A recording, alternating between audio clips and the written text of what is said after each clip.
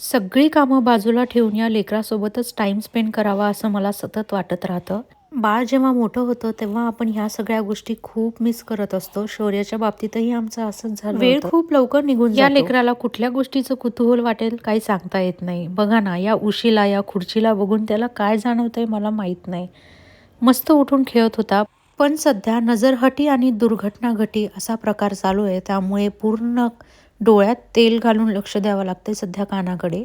त्यामुळे खूप कमी आवाजात मला सगळी कामे करावी लागतात. आज त्याच्यासाठी मला ॲपल आणि नाचणीची पेस्ट बनवायची होती. या अगोदरही मी त्याला बनवून खाऊ घातली आहे, पण म्हटलं आज थोडंसं शूट करावं आणि अपलोड करावं. सकाळीच सगळं आवरून होतं, पण डोकं धुतलेलं नव्हतं. एवढी थंडी असल्यानंतर सकाळी कोण डोकं धुईल, त्यामुळे मी काही धुतलं नाही. आता सगळं आवरून झालंच होतं, त्यामुळे म्हटलं चला कानासाठी काहीतरी खायला बनवूया.